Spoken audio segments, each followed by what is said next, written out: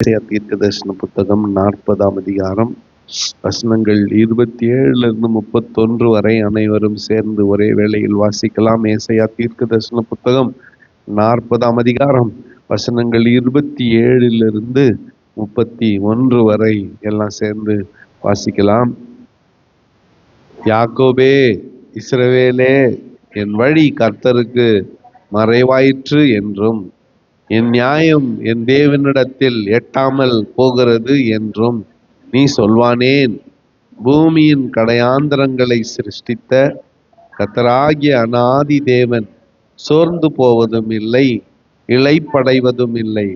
இதை நீ அறியாயோ? இதை நீ கேட்டதில்லையோ? அவருடைய புத்தி ஆராய்ந்து முடியாதது. சோர்ந்து போகிறவனுக்கு அவர் பலன் கொடுத்து சத்துவம் இல்லாதவனுக்கு சத்துவத்தை பெருக பண்ணுகிறார். இளைஞர் இளைப்படைந்து சோர்ந்து போவார்கள், வாலிபரும் இடறி விழுவார்கள். கர்த்தருக்கு காத்திருக்கிறவர்களோ புது பலன் அடைந்து கழுகுகளைப் போல சட்டைகளை அடித்து எழும்புவார்கள்.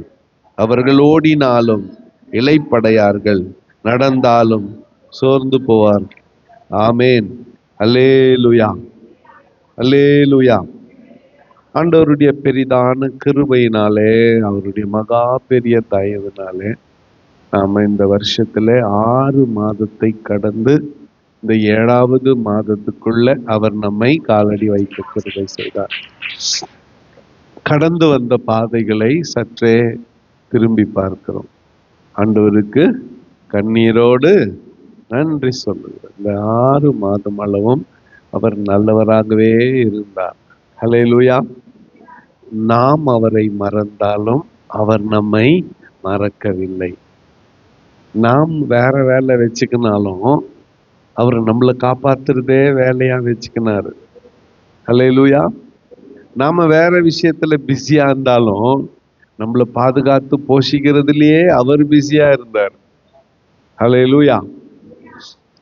அவருடைய இரக்கங்கள் நிறைவு பெறவில்லை, அவருடைய அன்பு மாறவில்லை, அவருடைய தயவு மாறவில்லை, அவருடைய போஷிப்பு, அவருடைய பாதுகாப்பு எப்போதும் நம்மையும் நம்முடைய குடும்பத்தையும் சுற்றியே இருந்தது. ஹல்லேலூயா.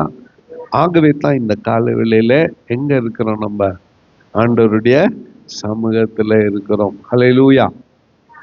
இந்த காலவேளையில ஏசாயா தீர்க்க தரிசன புத்தகம் 40ஆம் அதிகாரத்திலிருந்து ஒரு சில வசனங்களை தியானித்து பிறகு நாம் இந்த மாதத்துக்கான வாக்கு தத்தத்தை இந்த பகுதியிலிருந்து பெற்றுக்கொள்ளலாம். 40ஆம் அதிகாரம் முதல் வசனத்தை பார்த்தீங்கன்னா, கர்த்தர் தீர்க்கதரிசிக்கு சொல்லுகிற வார்த்தை, என் ஜனத்தை ஆற்றுங்கள், தேற்றுங்கள். உங்களுக்கு எத்தனை பேருக்கு ஞாபகம் இருக்கும் எனக்கு தெரியல. ஏசாயா தீர்க்க தரிசன புத்தகத்தை நான் பாடமாக நடத்தின போது, ஏசாயா தீர்க்க தரிசன புத்தகம் முழு வேதாகமத்துக்கு அடையாளமாய் இருக்கிறது. முதல் 39 அதிகாரங்கள் பழைய ஏற்பாடு. அடுத்து 40ஆம் அதிகாரத்திலிருந்து 66ஆம் அதிகாரம் வரையில 27 அதிகாரங்கள் புதிய ஏற்பாடு. அப்போ புதிய ஏற்பாடு யாருக்காக? நமக்காக. இயேசு கிறிஸ்து பிறந்த பிறகு உருவானது, சபைக்காக. அப்போ இங்க வரக்கூடிய இந்த முதல் வசனத்திலேயே ஆண்டவர் சொல்லுகிறார், என் ஜனத்தை ஆற்றுங்கள். இந்த ஜனங்கள் யாரு? இஸ்ரவேல் ஜனங்களா? பழைய ஏற்பாட்டின் மக்களா?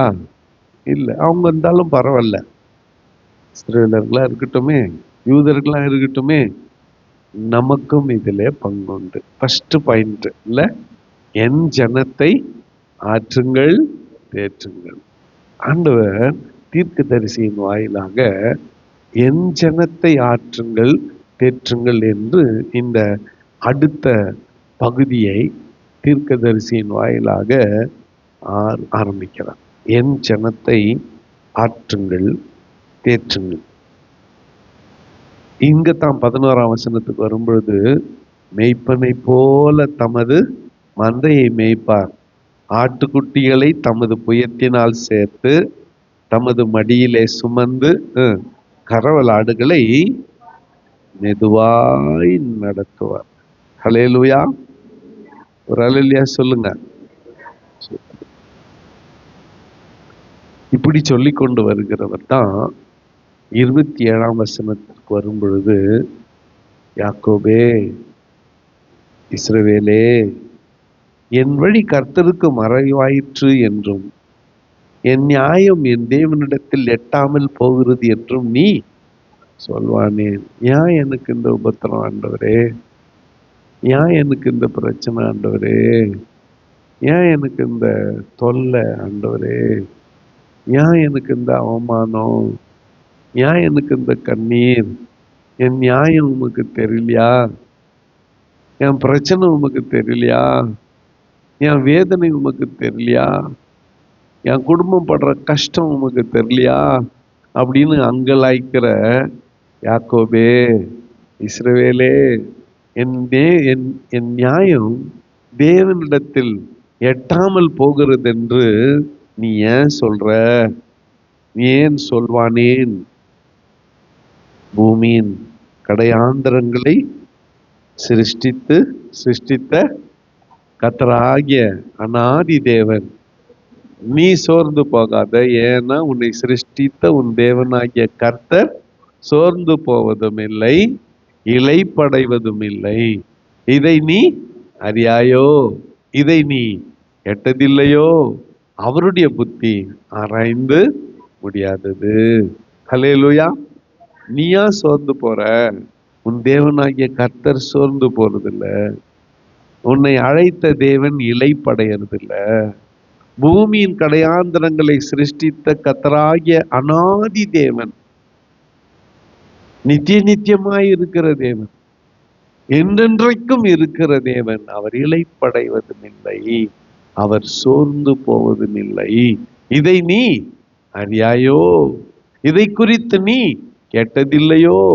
ஆண்டவருடைய புத்தி, நீ அவருடைய அறிவை, அவருடைய அண்டர்ஸ்டாண்டிங்க ஆராய்ந்து பார்க்க முடியாது. His understanding is unsearchable. ஆராய்ந்து பார்க்க முடியாது. நம்முடைய புத்தி கெட்டாத பெரிய காரியங்களை அவர் செய்ய வல்லவராயிருக்கிறார். அவர் என்ன பண்றாராம்? அடுத்த வசனத்துல, சோர்ந்து போகிறவனுக்கு அவர் பலன் கொடுத்து சத்துவம் இல்லாதவனுக்கு சத்துவத்தை பெருக பண்ணுகிறார். ஹல்லேலூயா. ஆண்டவர் சோர்ந்து போகிறவனுக்கு பலன் கொடுத்து சத்துவம் இல்லாதவனுக்கு சத்துவத்தை பெருக பண்ணுகிறார். ஹல்லேலூயா. ஒரு ஹல்லேலூயா சொல்லுங்க. நிறைய நேரத்துல நமக்கு சோர்வு ஏற்படுகிறது, சரீர பலவீனத்தின் நிமித்தம். சுகர் வந்துச்சு, பிபி வந்துச்சு, தைராய்டு வந்துச்சு, உட்கார முடியல, நிற்க முடியல, ஏஞ்சிக்க முடியல, நடக்க முடியல, தூக்கம் இல்லை, தலைவலி, சரீர பலவீனம், இதனால சோர்வு ஏற்படுகிறது. அடுத்து பொருளாதார சிக்கல், பண பிரச்சனை, கடன் பிரச்சனை, வருமானம் போதலை, அழுத்தத்துக்குள்ளாகிறோம், குடும்பத்துல சமாதானம் இல்லை, சாத்தான் குடும்பத்தை கெடுத்து விடுகிறான், குடும்பத்துல சமாதானம் இல்லை, அவமானம், வேதனை, துக்கம். இந்த மாதிரியான ஒரு சூழ்நிலையிலே கர்த்தர் சொல்லுகிறார், சோர்ந்து போகிறவனுக்கு அவனை பலன் கொடுத்து சத்துவம் இல்லாதவனுக்கு சத்துவத்தை பெருக பண்ணுகிறார். ஹல்லேலூயா. பாருங்களேன், சோர்வே வராதுன்னு சொல்லல, சோர்ந்து போகிற நேரத்துல என்ன கொடுக்கிறாராம்? அந்த சோர்வை எதிர்கொள்ளக்கூடிய பலனை கொடுக்கிறார். ஹல்லேலூயா. அதாவது உனக்கு பலவீனமே வராது, நீ எப்பவுமே இப்படியே நடக்குற அப்படின்னு சொல்லல. பலவீனம் வரும். அந்த பலவீனம் இல்லாத நேரத்துல, சத்துவம் இல்லாத நேரத்துல என்ன கொடுப்பாராம்? சத்துவத்தை கொடுப்பார், சத்துவத்தை பெருக பண்ணுவார். ஹல்லேலூயா. சோர்ந்து போகிறவனுக்கு அவர் பலன் கொடுத்து சத்துவம் இல்லாதவனுக்கு சத்துவத்தை பெருக பண்ணுகிறார். இளைஞர் இளைப்படைந்து சோர்ந்து போவார்கள், வாலிபர்களும் இடறி விழுவார்கள். அல்லேலூயா. ஒரு அல்லேலூயா சொல்லுங்க. இளைஞர் இளைப்படைந்து சோர்ந்து போவார்கள், வாலிபர்களும் இடறி விழுவார்கள். 2 நாளைக்கு முன்னால ஜிம்கானா கிரவுண்ட்ல ஃபுட்பால் மேட்ச் பார்க்க போனேன். அந்த மேட்ச் பார்த்துங்கிறப்ப எனக்கு பழைய ஞாபகங்கள்.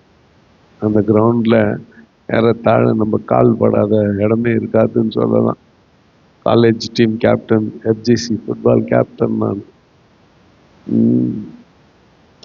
ஒரு ரொம்ப வேடிக்கையான இதெல்லாம் அங்கே நடந்தது. அங்கே ஸ்டேடியமில் உட்காந்து பார்த்துன்னு இருக்கிறேன்.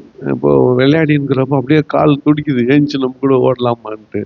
அப்புறம் இந்த படிக்கட்டு இறங்கி போகிறதுக்குள்ளெல்லாம் உயிர்ந்துருவோம் நம்ம. அதெல்லாம் 30-40 வருஷத்துக்கு முன்னால. அது அந்த அந்த நாட்கள் 35 வருஷம் ஆயிட்டு இருக்குது அதெல்லாம் கடந்து. இப்போ உடனே பக்கத்துல இருந்து ஒரு வாய்ஸ் சொல்லுது, இப்பெல்லாம் உட்காந்து பார்க்கணும், அவ்வளவுதான், இப்பெல்லாம் ஓடி ஆட நினைக்க கூடாதுன்னு. இப்போ வாலிபர்கள் இடறி விழுவார்கள், இளைஞர்கள் சோர்ந்து போவார்கள், இளைப்படைவார்கள். ஆனால் நம்பிக்கையின் வார்த்தை தீர்க்கதரிசி சொல்லுகிறான், கர்த்தருக்கு காத்திருக்கிறவர்களோ புது பலன் அடைந்து கழுகுகளைப் போல செட்டைகளை அடித்து எழும்புவார்கள். அவர்கள் ஓடினாலும் இளைப்படையார்கள், நடந்தாலும் சோர்ந்து போகார்கள் என்று சொல்லி 31ஆம் வசனத்துல நாம் வாசிக்கிறோம். அல்லேலூயா. கர்த்தருக்கு காத்திருக்கிறவர்கள் என்ன பண்ணுவாங்களாம்? புது பலன் அடைந்து கழுகுகளைப் போல செட்டைகளை அடித்து எழும்புவார்கள். அவர்கள் ஓடினாலும் இளைப்படையார்கள், நடந்தாலும் சோர்ந்து போகார். அப்போ நமக்கு இந்த பகுதியில ஒரு நம்பிக்கை, நமக்கு ஒரு ஆலோசனை. கர்த்தருக்கு சொல்லுங்க, காத்திருப்போம், கர்த்தருக்கு காத்திருப்போம். Let us wait upon the Lord. கர்த்தருக்கு காத்திருப்போம். இது ட்ரெயினுக்கு காத்துங்கிற மாதிரி, பஸ்ஸுக்கு காத்துங்கிற மாதிரி. யாருக்கு காத்துங்கணும்? பெங்களூருக்கு போறீங்க, கொரமண்டல் ஸ்டேஷன் போயிட்டீங்க, ட்ரெயின் வருதா இல்லையான்னு எப்பமா எந்த பக்கம் பார்த்துன்னு இருப்பீங்க? இப்படி வா இல்ல அப்படி பெம்மல்காவா? இல்ல, ஒரு ட்ரெயின் எந்த திசையில வரும்னு நமக்கு தெரியும், அந்த திசையில காத்துங்கிறோம். ஆனா கர்த்தருக்கா காத்திருக்க நமக்கு என்ன இல்லை, நேரம் இல்லை. We are so busy. We don't wait upon the Lord. We are very much engaged. ரொம்ப வேலை, சுயபலத்தால் அதிகமான முயற்சிகள், சுயபலத்தால் அதிகமான பிரயாசங்கள். ஆனால் கர்த்தருக்கு காத்திருக்கிறவர்களோ புது பலன் அடைந்து கழுகுகளை போல செட்டைகளை அடித்து எழும்புவார்கள். அவர்கள் ஓடினாலும் இளைப்படையார், நடந்தாலும் சோர்ந்து போகிறார். ஆனால் இந்த காலவெளியில கர்த்தர் கொடுக்கிற இந்த மாதத்துக்கான வாக்குத்தத்தம் 29ஆம் வசனத்தில் இருக்கிறது. சோர்ந்து போகிறவனுக்கு அவர் பலன் கொடுத்து சத்துவம் இல்லாதவனுக்கு சத்துவத்தை பெருக பண்ணுகிறார். இந்த மாதம் முழுவதும் சோர்ந்து போகிற ஒரு சூழ்நிலை வரும் பொழுதும், பலமான சூழ்நிலை வரும் பொழுதும், சத்துவம் இல்லாத சூழ்நிலை வரும் பொழுதும், தேவனாகிய கர்த்தர் சோர்ந்து போகிறவனுக்கு பலன் கொடுத்து சத்துவம் இல்லாதவனுக்கு நம்ம என்ன பண்ணலாம்? கர்த்தருக்கு காத்திருப்போம். இந்த மாதம் முழுக்க என்ன செய்யலாம்? கர்த்தருக்கு காத்திருப்போம். அவர் நம்முடைய வழிகளை செவ்வைப்படுத்துவார். ஹல்லேலூயா, ஹல்லேலூயா. கர்த்தருக்கு காத்திருப்போம், அவர் நம்முடைய வழிகளை சரிப்படுத்துவார். அங்கலாய்ப்பு தேவையில்லை, கண்ணீர் தேவையில்லை, வேதனை தேவையில்லை. கர்த்தரிடத்தில் எல்லாவற்றையும் ஒப்பு கொடுத்து அவர் இடைப்படும்படியாய் கர்த்தருக்கு காத்திருப்போம். எல்லாவற்றையும் ஆண்டவருடைய பாதத்திலே ஒப்படைத்து விட்டு, நீர் இடைப்படும் ஆண்டவரே, நீர் பார்த்து கொள்ளும் ஆண்டவரே என்று சொல்லி கர்த்தருக்கு காத்திருப்போம். அவர் எல்லாவற்றையும் நமக்காக செய்து முடிக்கிறவர். ஹல்லேலூயா. ஒரு அல்லேலூயா சொல்லுங்க. சோர்ந்து போகிறவனுக்கு அவர் பலன் கொடுத்து, சத்துவம் இல்லாதவனுக்கு சத்துவத்தை பெருக பண்ணுகிற தேவன் இந்த மாதம் முழுவதும் நம்மை கரம் பிடித்து வழி நடத்துவாராக. நம்முடைய குடும்பங்களை பாதுகாத்துக் கொள்வாராக. நம்முடைய தேவைகளை கர்த்தர் சந்திப்பாராக. ஆசீர்வதித்து கர்த்தர் தாமே நம்மை வழி நடத்துவாராக. கர்த்தர் தாமே இந்த வார்த்தைகளை நமக்கு ஆசீர்வதித்து தரட்டும். கண்களை மூடி நாம் ஜெபம் செய்வோம். பிரேயர் ரிக்வெஸ்ட் பகுதி